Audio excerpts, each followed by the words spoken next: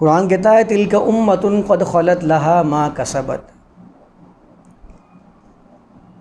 قد خلت لہا ما کسبت ولکم ما کسبتم ولا تسألون عما کانوا یعملون۔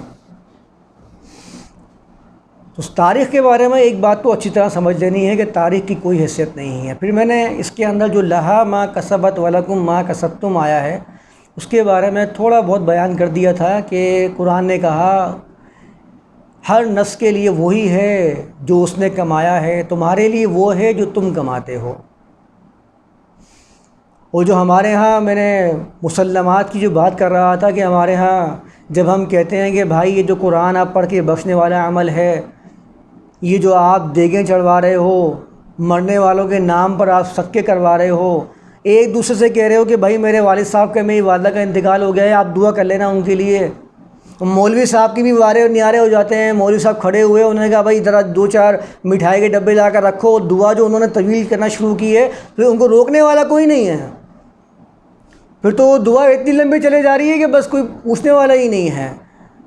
جیسے کہ آج یہ جنت سے نجات دلوا کے ہی لینا ہے، ان کو جہنم سے نجات دلوا کے ہی لینا ہے، آج جنت میں پہنچا کے رہیں گے یہ اپنی دعاؤں کے ذریعے۔ تو میں نے کہا تھا نا کہ آپ دعا کرتے رہیے، یہ آپ کے دل کا ایک اطمینان تو ہو سکتا ہے، حقیقت نہیں ہو سکتا، کیونکہ ہمیں سب سے پہلے اپنے الفاظ جو ہم ادا کرتے ہیں اس کے ترجمے صحیح کرنے کی ضرورت ہے۔ جب تک میں یہ کہتا رہوں گا نا کہ دعا مانگ لو، دعا کر لو، میں نے بیان کیا تھا کہ دعا مانگنا، پکارنا مانگنا، یہ جوڑ ہی غلط ہے۔ جب تک یہ چیزیں ہم صحیح نہیں کریں گے ہمارے ذہن کے اندر یہ کہیں نہ کہیں رائج رہیں گی کہ دعا سے کچھ نہ کچھ اثر ہوتا ہے، کچھ نہ کچھ اثر ہے، چاہے میں زبان سے نہ کہوں، اپنے دل کے اندر میرے یہ بیٹھا ہوا ہے۔ آپ دیکھ لیجئے وہ لوگ جو صرف قرآن کی بات کرتے ہیں وہ بھی ایک دوسرے کو دعائیں دے رہے ہوتے ہیں، وہ بھی ایک دوسرے کو بولتے ہیں ہاں یار دعا کر لینا، میرے لیے دعا کرنا کہ میرا یہ کام صحیح ہو جائے۔ آپ کے دعا کرنے یا نہ کرنے سے کچھ نہیں ہوگا، یہ سمجھنے والی بات ہے۔ دو شخص دعا کر رہے ہیں، دونوں ہی مدعی ہیں، دونوں نے ایک دوسرے پہ کیس کیا ہوا ہے، جیتے گا کون؟ دعا کس کی قبول ہوئی؟ جو زیادہ منتیں کرتا ہے اللہ کی اس کی قبول ہوئی ہے، یہ تو منتیں کرتا ہی نہیں ہے اس کی قبول ہوئی ہے۔ اب دونوں میں سے جس نے کیس کا فیصلہ جیت لیا وہ سمجھتا ہے میرا خدا میرے ساتھ ہے۔ خدا کے تصور کو ہم سمجھے ہی نہیں، خدا کا تصور کیا ہے۔ مذاہب عالم کا جائزہ لے لیجئے، مذہب کے اندر ہر مذہب والے کا خدا اس کے ساتھ ہوتا ہے۔ چور کا خدا رازق ہوتا ہے، کیونکہ چور جب چوری کرتا ہے سمجھتا ہے کہ میرے رب نے آج مجھے رزق دیا ہے، میرے خدا نے مجھے رزق دیا ہے۔ اور جس کا مال چوری ہو رہا ہے وہ سمجھتا ہے کہ میری قسمت میں میرے خدا نے یہ لکھا تھا، میں کیا کر سکتا ہوں اس کے آگے۔ اللہ کا شکر ہے کہ آج میں زیادہ سامان لے کے نہیں آیا، چھوٹا والا موبائل لے کے آیا ہوں، بڑا موبائل لے کے نہیں آیا، اگر بڑا موبائل لے کے آتا وہ چھن جاتا۔ دونوں کا خدا ہے، یہ تصوراتی خدا ہے جو انسانوں نے خود تشکیل کیا ہے۔ مذہبی خدا جو ہوتا ہے وہ لوگوں کی خواہشات کے مطابق ڈھلتا رہتا ہے۔ ہر شخص سمجھتا ہے کہ میں نے اگر یہ عمل کر لیا ہے تو خدا میرا ساتھ دے گا، خدا مجھے مصیبتوں سے تکالیف سے بچائے گا، کیونکہ مذہبی خدا کا وجود قائم ہی جب ہوتا ہے جبکہ خوف آپ کو اندر ہوتا ہے۔ مذہبی خدا کا وجود اس وقت قائم نہیں ہوتا جب خوف نہ ہو، مذہبی خدا اپنے وجود کو قائم ہی جب رکھ سکتا ہے جبکہ انسان کے اندر خوف ہو، چاہے اس کا ہو یا کسی مصیبت یا تکلیف کا ہو۔ ہر مذہب والے کے لیے اس کا خدا ہے، وہ اسی سے راضی ہوتا ہے، دوسرے سے راضی ہوتا ہی نہیں ہے۔ وہ سمجھتا ہے کہ میں منتیں اور ترلے کر لوں گا تو میرا خدا مجھ سے راضی ہو جائے گا۔ یہ مذہبی خدا کا تصور ہے، یہ دینی خدا کا تصور نہیں ہے، یاد رکھنے والی بات ہے۔ دینی خدا اٹل، محکم اور قانون کا پاسداری کرنے والا ہوتا ہے، ایک قانون کے اوپر ہوتا ہے۔ مذہبی خدا کے علاوہ جو دینی خدا ہوتا ہے وہ ہمیشہ ہر کام کو قانون کے مطابق کرتا ہے، اس کے نزدیک یہ نہیں ہوتا کہ وہ لوگوں کی خواہشات کے مطابق ڈھلتا چلا جائے۔ اس نے اگر قانون میں ایک بات طے کر دی ہے، اس نے یہ طے کر دیا ہے کہ بیج بونے والا اگر بیج کی نگہداشت کرے گا یہ تناور درخت بنے گا، تو پھر وہ خدا داد اس کا نام ہو یا اس کا نام ڈیوڈ ہو، طوطا رام نام ہو یا کوئی بھی اس کا نام ہو، اس کے قانون میں کوئی تبدیلی نہیں آتی ہے، یہ اٹل ہوتا ہے، یہ دینی خدا ہوتا ہے۔ تو مذہبی خدا اور دینی خدا کے اندر بہت بڑا فرق ہے۔ تو جو مذہب والے ہوتے ہیں وہ ہمیشہ یہ سمجھتے ہیں کہ ہم یہ عمل کر لیں گے، ہمارا خدا ہمارے اس عمل سے راضی ہو جائے گا، ہمیں بھی اور ہمارے ساتھ جن کو ہم چاہتے ہیں ان کے لیے بھی کچھ نہ کچھ فائدہ پہنچائے گا۔ تو اگر آپ ایسے خدا کو مانتے ہیں تو پھر آپ ایصال ثواب کے لیے قرآن بھی پڑھتے ہیں تو پڑھتے چلے جائیں گے، آپ دعائیں مانگتے ہیں، دعائیں کرتے ہیں، دعائیں دیتے ہیں تو آپ دعائیں کرتے چلے جائیں گے، کیونکہ آپ کے دل کے اندر وہی مذہبی خدا کا وجود اور تصور موجود ہے۔ آپ ابھی تک جو قانون بنانے والا ہے، جو قانون کے مطابق دنیا کو چلانے والا ہے، دینی خدا، آپ ابھی تک اس تک نہیں پہنچے ہیں۔ تو قرآن نے تو بالکل واضح کر دیا ہے، لہا ما کسبت ولکم ما کسبتم، جو تم نے کمایا ہے تمہیں ملے گا، جو انہوں نے کمایا ہے وہ انہیں ملے گا، وَأَن لَيْسَ لِلْإِنسَانِ إِلَّا مَا سَعَىٰ، انسان کے لیے صرف وہ ہے جس کی اس نے کوشش کی ہے۔ مرنے کے بعد آپ اس کو ایصال ثواب پہنچاتے رہیں یا کچھ بھی پہنچاتے رہیں، اس کی کوئی حیثیت نہیں ہے۔ ایصال ثواب کا معاملہ بھی ذرا اگر دیکھ لیا جائے تو ایصال ثواب کے اندر کیا کیا جا رہا ہوتا ہے؟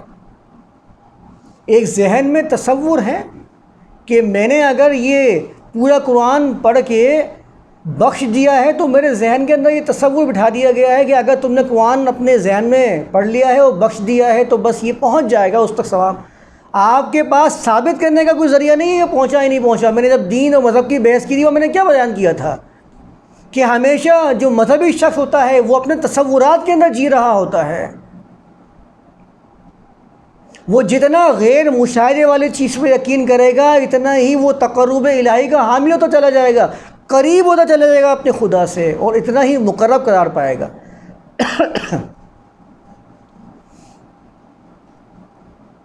ایصال ثواب کا اگر دروازہ کھول دیا جائے تو ایصال عذاب کو کیسے روکا جائے؟ اگر آپ ثواب پہنچانے کی طاقت رکھ سکتے ہیں تو عذاب پہنچانے کی طاقت بھی تو لوگ رکھتے ہوں گے۔ اور میں نے ایک دفعہ کہا تھا نا کہ یہ جو روایت حدیث و تاریخ ہوتی ہے یہ تو بابا کا وہ مزار ہے جہاں پر ہر بندے کی منت پوری ہو رہی ہے، ہر بندہ اپنے اپنے مطلب کی چیزیں نکال لیتا ہے۔ ایسا نہیں ہو سکتا کہ روایات کے اندر کسی کے لیے کچھ نہ ہو، وہ کسی بھی فرقے سے بلونگ کرے، کسی بھی مذہب سے بلونگ کرے، اس کو یہاں سے کچھ نہ کچھ ملنا ہے۔ جو بھی میں نے روایت بیان کی تھی نا عائشہ بنت ابی بکر کی اور عبداللہ بن عمر والی،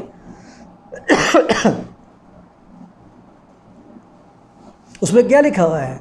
اس میں لکھا ہوا ہے کہ راوی کہتا ہے کہ اللہ کے رسول نے کہا کہ جب کوئی شخص مر جاتا ہے اور مرنے والے کے اوپر اگر کوئی اس کے گھر والے روتے ہیں تو اس کے رونے کی وجہ سے اس کو عذاب ہو رہا ہوتا ہے، تو آؤ چل کے اس کو ایصال عذاب کرتے ہیں، آج اس کے دروازے پہ جا کے خوب خوب روتے ہیں۔ اور دروازے پہ جانے کی ضرورت کیا ہے؟ آپ اپنے اپنے گھر کے اندر رونا شروع کر دیں، اس کو اس کا عذاب پہنچتا رہے گا، کیونکہ ایصال ثواب کو اگر آپ نے جاری کر دیا ہے تو ایصال عذاب کو نہیں روک سکتے ہیں، اور دونوں کے لیے روایات کے اندر مواد موجود ہے، ایصال ثواب بھی ہو رہا ہے، ایصال عذاب بھی ہو رہا ہے، اور دونوں ہی نظر نہیں آ رہا، کیونکہ مذہب میں بکتا ہی وہ ہے تو نظر نہیں آتا ہے۔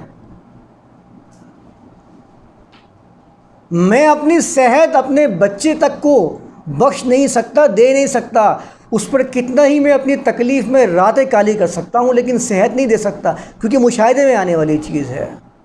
میں اپنی آنکھوں کی بینائی کسی کو ایصال نہیں کر سکتا، کیونکہ مجھے نظر آ رہا ہے کہ یہ ممکن نہیں ہے، لیکن جو مجھے نظر نہیں آ رہا وہ کتنا بیچ رہا ہوں میں مارکیٹ کے اندر، دنیا کے اندر۔ جو ان چیزوں کو بیچنے والے ہیں مذہب کے نام کے اوپر، وہ اپنے بچے کو ایک سانس نہیں دے سکتے جس سے اس کی سانس اکھڑ رہی ہوتی ہے، ایک سانس نہیں دے سکتے ہیں، لیکن یہاں پر وہ زندگیاں بخش رہے ہیں۔ جو جہنم میں جا چکا ہے، مر چکا ہے، جس کے بارے میں سمجھتے ہیں کہ جہنم میں جائے اس کو نئی زندگیاں فراہم کر دیتے ہیں۔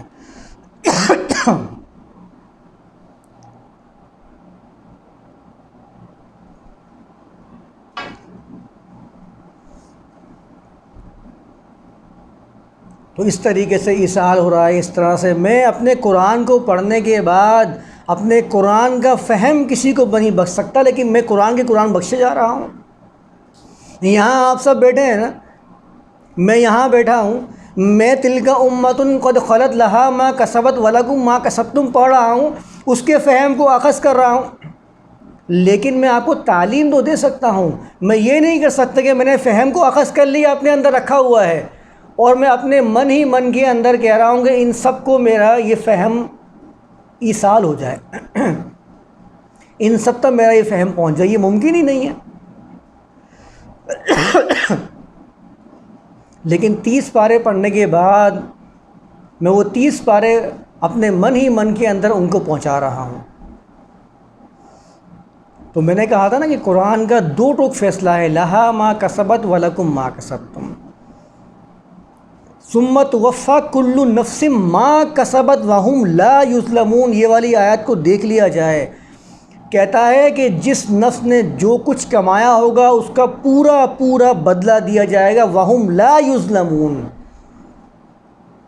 ان کے ساتھ کوئی کمی نہیں کی جائے گی، کسی کو ظلم میں نہیں رکھا جائے گا. یہ ظلم ہے. میں ظلم کی تعریف کتنی مرتبہ بیان کر چکا ہوں. قرآن کی اصطلاح کے اندر ظلم کہتے کس کو ہیں؟ کسی نااہل کو اہل بنا دینا، یہ ظلم ہے قرآن کی اصطلاح کے مطابق. ایک شخص جب دوزخ کا حقدار تھا، آپ اس کو اپنے عمل سے جنتی بنا ہی نہیں سکتے، تو ظلم ہو جائے گا. ایک شخص اللہ کے قانون کے مطابق اپنی زندگی گزار رہا ہے، اس کو تو جنتی ہونا لازم ہے، وہ تو جنتی زندگی جیے گا. اور جو ہمارے ہاں کنسیپٹ ہے مرنے کے بعد جنت ہے، وہ بھی حاصل کرے گا. میں بھی اس بیس میں نہیں چلا کہ کنسیپٹ کیا ہے کیا نہیں ہے، اس پہ کیا بات کرنی ہے. میں مروجہ نظریے کی بات کر رہا ہوں کہ مرنے کے بعد جو ہمارے یہاں کنسیپٹ ہے کہ مریں گے اور مرنے کے بعد اللہ کے سامنے جائیں گے، حساب کتاب کی محفل ہوگی، اور دوزخی میں جائیں گے اور جنت میں جائیں گے. ایک شخص جس نے اپنی زندگی کو اللہ کے قانون کے مطابق گزاری ہے، وہ تو جنتی ہے، مرنے کے بعد جنت میں جا رہا ہے.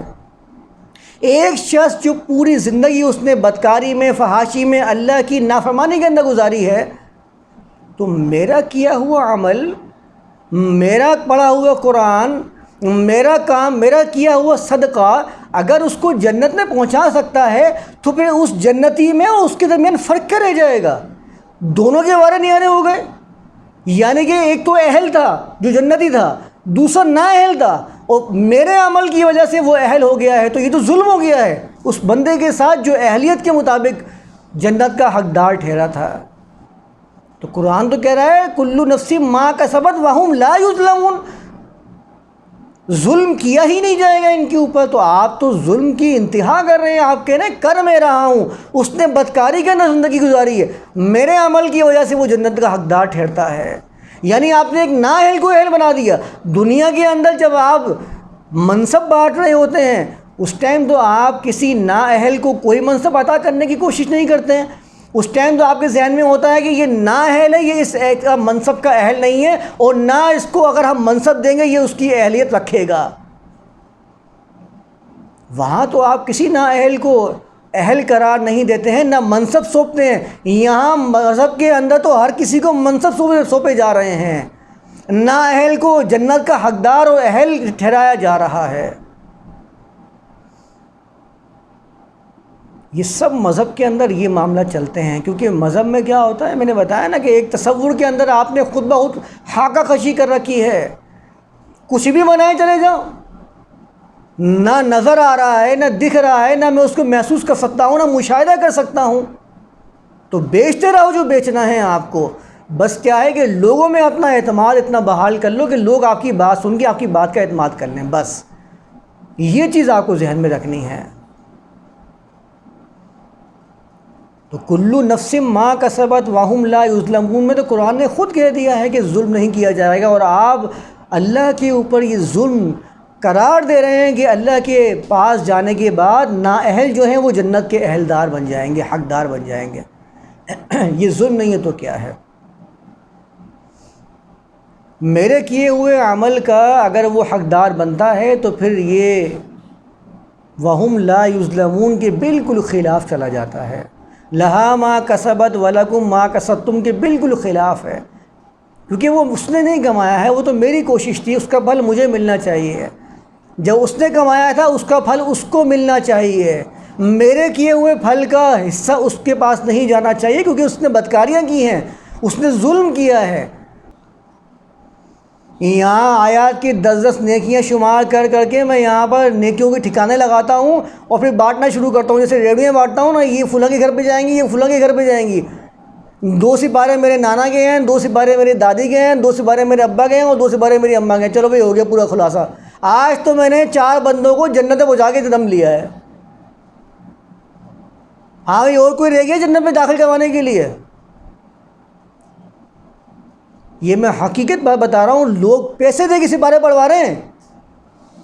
سپارے پڑھنے والے کہتے ہیں کہ ہم سپارے پڑھ رہے ہیں، اگر کسی کو اپنے مردوں کو بخشوانا ہے تو آئے ہم سے رابطہ کرے، ہم اتنے سپارے پڑھ کے اس کے مردوں کو بخشیں گے. نہ اس کا لینا 1 یا لینا 2 اس بندے سے. معاملہ یہاں تک نکل جاتا ہے پھر جب آتا ہے ایسی باتیں تو. اور اتنا آگے جانے کی ضرورت کیا ہے؟ میں قرآن کے اندر تو 10 نیکی ملتی نا ہر حرف کے اوپر. لفظ تو بہت بڑی بات ہے، حرف کے اوپر. الف لام میم ایک ورڈ ہے، الف کے 10، لام کے 10 اور میم کے 10. اتنا آگے جانے کی ضرورت کیا ہے؟ ابھی ہم ملتے ہیں اور مل کے کیا کرتے ہیں؟ یہاں 10 ختم کرتے ہیں، شیطان کی ورد کرنا شروع کر دیتے ہیں شیطان کے نام کے. وہی تو قرآن کے اندر آیا ہے نا. 50 دفعہ شیطان کا نام پڑھیں گے کتنی نیکی آئیں گی؟ یہ اتنے فنکار ہیں کہ کبھی اس کے اوپر فضیلت کی بات نہیں کرتے ہیں. یہ میں حقیقت بتا رہا ہوں بات. ابھی آپ ذرا فرعون کی وہ کلمات جو اس نے موسیٰ کے خلاف قرآن کے اندر بیان کیے تھے، قرآن نے اس کو بیان کیا ہے. میں اگر اس کو پڑھنا شروع کروں، یہ کبھی اس کے اوپر ان کی نظر نہیں جائے گی کہ اس کی 10 نیکیاں یا نہیں ہیں. یہ میں حقیقت بتا رہا ہوں بات. آپ یہ دیکھیے، کہتے ہیں قرآن برکت والی کتاب ہے، قرآن سے مردوں کو بخشوایا جاتا ہے، قرآن سے مریضوں کو شفا مل جاتی ہے. لیکن جب یہ آیتیں پڑھ رہے ہوتے ہیں نا مریضوں کے اوپر، وہ آیتیں کون سی ہوتی ہیں؟ یہ ان کی اپنی منتخب شدہ آیتیں ہوتی ہیں. جب آپ کہہ رہے ہیں کہ قرآن کا الف الحمد سے لے کر ناس تک ایک ایک حرف شفا ہے، تو آپ اس کے اندر فرق کیسے کر سکتے ہیں کہ یہ شیطان کے الفاظ ہیں، اس پہ شفا نہیں ملے گی؟ بھائی یہ تو سامری کے الفاظ تھے، اس پہ شفا نہیں ملے گی. یہ تو فرعون کے الفاظ تھے، اس پہ شفا نہیں ملے گی. یہ آپ کو کس نے حقدار بنایا اس چیز کا کہ آپ قرآن کے الفاظ کے اندر فرق کرنا شروع کر دیں؟ اس پہ فضیلت نہیں ہے، اس کی فضیلت ہے. اس سے شفا نہیں ہے، اس سے شفا ہے. یہ بڑے فنکار ہیں. آیتیں وہ بتاتے ہیں، کسی کے دم مرض ہو جائے گا نا،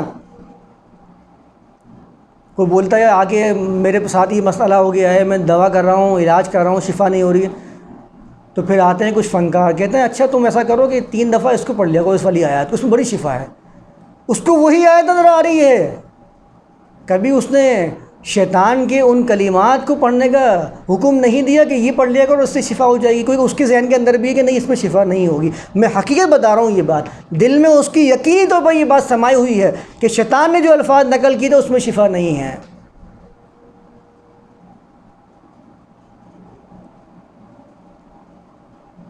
کبھی چہل احادیث کی کتابیں دیکھی ہیں؟ 40 حدیثیں پڑھو گے، کہتے ہیں حدیث بیان کرتے ہیں، کہتے ہیں کہ اللہ کے رسول نے فرمایا. اللہ کے رسول پر جھوٹ گھڑتے رہتے ہیں اور لوگ قبول کرتے رہتے ہیں. کہتے ہیں اللہ کے رسول نے فرمایا کہ جس نے میری 40 حدیثیں یاد کر لیں، اب تو جنت میں جانے سے اس کو کوئی نہیں روک سکتا، وہ جنت میں جائے گا. یہ حقیقت بتا رہا ہوں میں، 1-2 روایتیں نہیں ہیں. جو اجماع والے ہیں نا ان کے مطابق تو پوری ہیں، تواتر کے مطابق تو پوری ہیں. 10 روایتیں کم سے کم مل جائیں گی آپ کو اس کے اوپر. تواتر والے کہتے ہیں کہ 10 روایتیں مل گئی نا تو حدیث متواتر ہے، تو کم سے کم 10 سندوں سے روایت تو ہے ہی ہے. اور بہت مشہور ہے کہ یہ ایسا نہیں ہے کہ آپ دیکھیں کتابوں کے اندر باقاعدہ لوگوں نے 40 حدیثیں لکھی ہوئی ہیں. کہتے ہیں کہ اللہ کے رسول نے کہا کہ اگر کسی نے 40 حدیثیں میری یاد کر لی ہیں تو اب وہ جنت میں جائے گا. اب 40 حدیثیں بھی وہ ہونی چاہیے جو مولوی صاحب منتخب کر رہے ہیں. اب 40 حدیثیں ایسی نہیں ہونی چاہیے جس میں اختلاف والی باتیں آ جائیں. وہ 40 حدیثیں وہ ہوں گی سبحان اللہ و بحمدہ سبحان اللہ العظیم، اگر کسی نے پڑھ لیا صبح شام اس کے سارے گناہ معاف ہو جائیں گے۔ ایسی حدیثیں بیان کرتے ہیں چہل حدیثی کتابوں کے اندر جس میں لوگ خوش ہوتے ہیں، آیا بولے حدیث ہے بھائی یاد کر لوں گا اس کو۔ اور اگر میں نے حدیثیں بیان کرنا شروع کی نا وہ 40، میری اپنی انتخاب ہے، آپ کا اپنا انتخاب ہے، میرا اپنا انتخاب ہے۔ حدیث میں یہ تھوڑی لکھا ہوا ہے کہ مولوی صاحب کے انتخاب کے مطابق 40 حدیثیں یاد کر لینا، اس میں تو لکھا ہوا ہے کہ 40 حدیثیں یاد کر لی ہیں آپ نے تو پھر آپ جنتی ہیں، وہ جنت میں جائے گا وہ شخص۔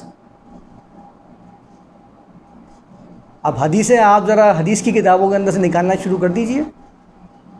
جس نے اپنی بیوی سے صحبت کرنے کے بعد غسل کر کے نماز پڑھنے گیا اس کو اتنا ثواب ملے گا جمعے کی نماز پڑھنے کا۔ یہ نہیں بیان کرتے۔ موسیٰ رسول اللہ کو برات کے اظہار کے لیے اللہ نے یہ طریقہ اپنایا کہ وہ نہا رہے تھے، ان کے کپڑے لے کر وہ پتھر بھاگتا چلا جا رہا تھا۔ یہ حدیثیں بیان نہیں کریں گے، اس کی کوئی فضیلت نہیں ہے۔ اللہ کے رسول کے زمانے کے اندر کچھ لوگ آئے تھے، بیمار تھے، شفا یاب نہیں ہو رہے تھے، اللہ کے رسول نے فرمایا جاؤ اونٹوں کا دودھ اور موت، پیشاب اور دودھ پی لو، شفا یاب ہو جاؤ گے۔ پیا اور شفا یاب ہو گئے۔ یہ حدیثیں بیان نہیں کرتے ہیں کیونکہ یہاں مسئلے آ جاتے ہیں۔ جب گاؤ موتر کی بات آتی ہے تو بڑے ہمارے ہاں فتاوے جاد شائع کر دی جاتے ہیں، اور وہ اتنے غلیظ، گائے کا پیشاب پی رہے ہیں، کورونا کے اندر گائے کے پیشاب سے کیا ہو جائے گا بھائی؟ یہ ان کے عقیدے ہیں، ان میں سے تو مجھے گھن آتی ہے کہ گائے کا پیشاب کیسے پی لیتے ہیں لوگ۔ پھر کہتے ہیں نہیں وہ تو جاہل، وہ تو گاؤں والے ہیں، آج کا جو ہندو ہے، جو ایڈوانس ہندو ہے وہ تو اس کا رد کرتا ہے۔ آپ دوسرے پہ جب انگلی اٹھائیں جب آپ کا اپنا معاملہ سیٹ ہوں۔ آپ تو خود اپنے حدیثوں جس کو آپ مقدس مانتے ہیں وہی مانتے ہیں، اس میں لکھا ہوا ہے کہ وہ اونٹوں کا پیشاب پینے کا اللہ کے رسول نے حکم فرمایا تھا۔ چلیں علاج کی غرض سے ہی صحیح آپ بیان کریں لوگوں کے سامنے، چہل حدیث کے اندر لکھے نا یہ حدیث، کیوں نہیں لکھتے یہ حدیث؟ لکھیں وہ حدیث جس میں لکھا ہوا ہے کہ اللہ کے رسول نے عائشہ بنت ابی بکر سے 6 سال کی عمر میں نکاح کیا تھا اور 9 سال کی عمر میں رخصتی ہوئی تھی۔ اب چہل حدیث کے اندر یہ حدیثیں نہیں ملیں گی آپ کو۔ چہل حدیث میں ملے گا اکثروا علیہ الصلاۃ یوم الجمعہ، مجھ پر جمعے کے دن کثرت سے صلاۃ پڑھا کرو، یہ حدیثیں آپ کو چہل حدیث کے اندر ملیں گی۔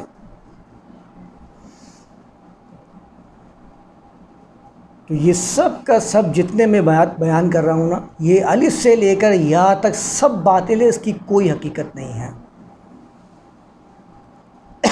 کسی دن موقع لگے گا تو میں پھر حدیث کی حیثیت کو اور واضح کروں گا کہ اللہ کے رسول نے تو حدیث لکھنے کا حکم ہی نہیں دیا تھا، یہ تو آج ہمارے ہاں بیان کیا جاتا ہے۔ پھر چال حدیث بھی آتی ہیں اور پھر ایصال ثواب بھی آتا ہے، ایصال عذاب بھی آ جاتا ہے۔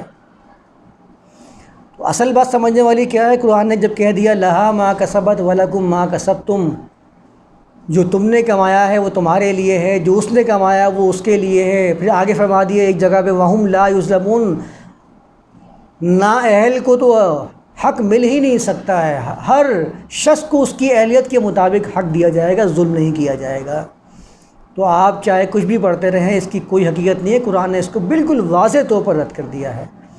تو آج میں یہیں رکھتا ہوں، انشاءاللہ اسی آیت کے ضمن میں ایک اور موضوع ہے جس کو میں اگلی کلاس میں انشاءاللہ بیان کروں گا۔ وما علینا الا البلاغ۔